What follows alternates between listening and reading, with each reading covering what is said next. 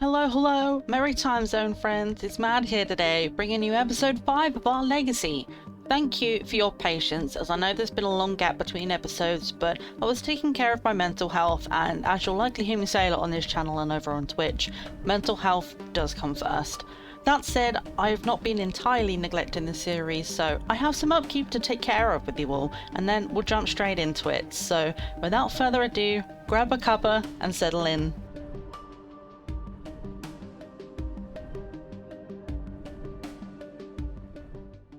First up, the long-promised custom content list is finally underway. I've created a Google Doc that can be accessed by everyone, in which you can find a brief description of Astrid's personality and the Generation 1 attributes, followed by an extensive list of all custom content items and their creators. For now, I've only written the CC for Cass, but as this was taking so long, I wanted to get the list out to you. I'll continue to edit and update in real time for the build buy items used for Astrid's house and any other important sims that I may give makeovers to throughout the generation. If you see any item I've missed or mislabeled, please do reach out and I'll update it as soon as I can. Next up, New Crest. As we know, New Crest is an empty world to be moulded however we want it, so I made it a cute little self-contained town. We have the top neighbourhood over here with a huge house that overlooks the less well-off residents as I'd see them. The gym is here, along with the old abandoned haunted house which may or may not come to play in later generations. Then we have this bottom neighbourhood over here, which is a family-friendly corner of town. With the huge park and children and toddlers play area, it's perfect for the new families who have moved in here. Finally, we have this neighbourhood strip with everything that a small town needs,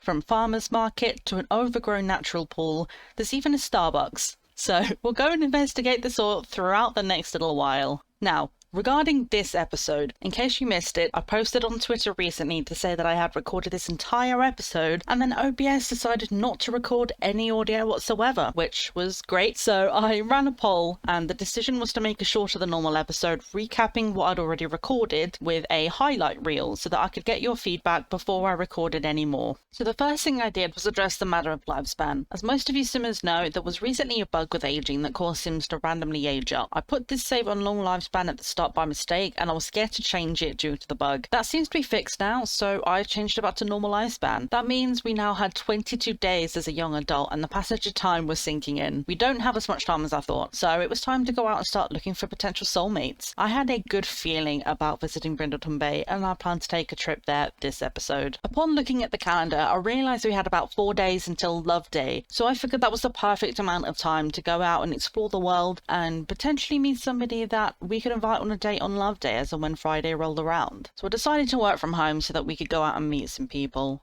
As we had before, we had to paint another political mural, so I just left her to do that. We also had a call from Cardo, who thanked us for telling him to go and meet with Sarah Scott in Henford-on-Bagley, which was interesting that he thanked us for that, for going and spending time with another woman rather than speaking to Jenna about it. And we finished our mural, and in the meantime, we did level up in painting. We reached level 5, which meant that we can now create medium-skill pop art, low-skill surrealism, and low-skill impressionistic paintings. We finished the mural quite late in the day, as I expected, and as we were finished with enough time to go out and explore a little bit in the evening, I decided to go to Brindleton Bay. I had a feeling that we would find some good luck. We could at very least go and meet some nice little stray doggies and kitties. Hopefully we'd get a chance to meet some new people as well. We grilled some food, we met a couple of the neighbourhood gentlemen, we met a couple of the dogs as well, and Nancy was there as well, and we ended up spending the rest of the evening talking to her. After going to a different part of Brindleton Bay and walking around for a while, there didn't seem to be anybody out that late, so we just said hello to some of the cats, and we went back home again, unsuccessful tonight, but plan to come back in the future. We then reached cooking level 6, which meant we learnt the recipe for blue confetti cake and chili, and she also learned some cool new trick moves. She had the next day off of work, and I decided, let's try and get Nancy to take Bacon and Libby out for a walk. So I selected them, and I went to Brindleton Bay, and for some reason Nancy came and she didn't bring the dogs, so we decided instead of walking them, we would kind of just go around ourselves. However, while Astrid was wandering around the beach, Nancy left. She straight up left us and then immediately called us, telling us that she was going to GeekCon and invited me to go with her. And I decided to bring Cardo with us because I figured he seemed the kind to maybe enjoy GeekCon. We participated in the hackathon, acquired the programming skill. We didn't do very well with our score, but it was fine because there was a pop-up to ask us whether or not we liked programming. And I flipped a coin and it turns out Astrid does like programming. So there there we go. We then went and participated in the games, and we also didn't do very well at that, but it didn't matter. Clement Frost was just dressed up in costume, and that was entertainment enough. With a few hours left of the evening, I went back to Brindleton Bay to go and walk around the beach and the trail a little bit more, just to go and see if there were any stray animals, and to see if there happened to be anybody living next door that I hadn't met yet. While we were exploring, we got a very interesting call from Jenna. We have been thinking about trying for a baby lately. Do you think we should do it? We want to, but we're not sure. It's a huge responsibility. What do you think? Me being me, wanted the tea and the drama, and it seemed very convenient timing that she was asking me about this immediately after Nancy's had her baby. So to invite her husband out to GeekCon, have him gone and meet another woman, and now suddenly she's asking me about this. Honestly, I just thought it would be funny. So I decided, let's have some more children in the world, and I told her to try for the baby. Then we sat and we met Akira, and we met Stanley, who was an adorable little cat, and we played with him for a little while. He was being adorable, and we played with the laser pointer, and he gave me this look that was just asking me whether or not we should adopt him, and I wanted you guys' opinions. What do you think? We do need to have dogs in the household as we move forwards, so maybe we should stay as dog people, or maybe we should get ourselves a cat, and through there we decide that actually we do want to have pets. Let me know what you think. I then decided we were right outside this house. They had their light on. That meant somebody was there, and it was midnight and it was cold, and Stanley wanted to go inside. You know, I wasn't going to deny him that chance to go and get into the warm and go inside a house that may or may not have a handsome gentleman inside of it, which was very fortunate for us that a handsome gentleman did live there. And I introduce you to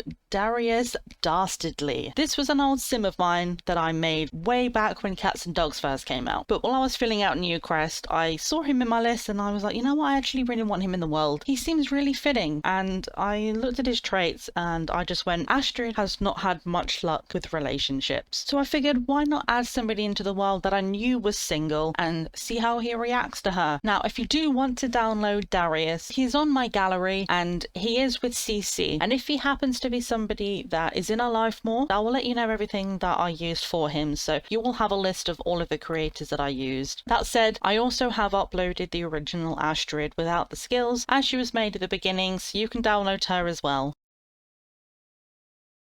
The first thing I noticed was how she reacted to him. Look at that face. She is very smug with herself for having found this person, and she decided to go and knock on his door and have a conversation with him to get herself and Stanley out of the cold. The friendly gentleman that he was, he spoke to us about some colour theory and went, you seem like a good person, do you want to come in? And he made a salad that we promptly picked up and ate. He didn't seem to mind too much though. He had a bit of a laugh, we had a good conversation, and then I decided that we should probably go home. And as we left, he made himself another salad and was contemplating either the shape and taste of the tomatoes of the person who just walked into his house at 1 a.m. Maybe he wanted to meet her again. So we very promptly went home, went to sleep, and woke up in the morning with a promotion. We here had the chance to pick between the charity organizer and the politician career, and we went with the politician branch. Secure votes, give speeches, and become the national leader. Better brush up on your public policy. We were promoted to a civil servant. We now make $65 an hour. We got a 518 simoleon bonus and a bunch of new interactions. There's promote policies, secure vote, make empty promises, and ask for a small or large bribe. So we took care of our needs and we were about to go off to start work, and we had this, a rising political star pop up. Astrid has been deftly navigating her way through the political beltway when an unexpected wrench is thrown into her plans. The governor's running mate became entangled in a sordid affair and was forced to drop off a ticket. In their stead, the governor has reached out and offered Astrid the position, reaffirming the belief that she's a rising star in the political scene. Is Astrid ready for a position that demands this level of public exposure? Now, knowing Astrid, her self-assured trait was going to make her know that she was ready for this. So I wanted her to join the campaign, but just to double check if the fates agreed with me, I flipped a coin and it came out as heads. So we definitely joined the campaign. This got us fame and a new friendship, which meant we took our first step on the road to fame. fame. We're now a notable newcomer. And then we had this pop-up which said, hitting the trail. Astrid decided to accept the offer to join the campaign. Attaching herself to a well-known candidate will do wonders for increasing the public's acceptance of herself as a viable political figure. Unfortunately, there's a catch. Astrid needs to make an appearance at the Lieutenant's Governor's debate that's minutes away from starting. Hopefully she has the political chops to represent herself well at a moment's notice. That did mean that we earned a fame point. The options that we were given, as you may know if you've played this, we had corporate partnership, to upload videos for increased fame and money, networking, the easier socialization with more famous sims, or noticeable, a chance to gain bonus fame from skills and careers. I didn't end up putting the fame point in on anything because I wanted to get your opinion. Should Astrid stay in the spotlight and have a little bit of fame? And if so, which of these perks do you think that we should get? Or do you think we should just step out of the spotlight and just stay normal and not have the quirks, not have the fame points? Let me know what you think. To ease her mood, I made some chamomile tea and she slammed all 3 cups one after another. She felt a little bit better and I decided to go and celebrate the promotion to running, essentially to be the MP for the world. I don't know. I decided to celebrate by inviting some of our friends over to the bar, and while only some of them came, the important ones came. So Aaron was there and we told him. We had a good chat with Nancy and we also invited over our new friend Darius. Now, to prepare for work for the next day, we did have to secure votes for the running. So while I was upstairs having a conversation with Aaron, I suggested to him that we were going to be perfect. Being the first person who really listened to our campaign, I thought maybe he was the perfect first person to vote for us.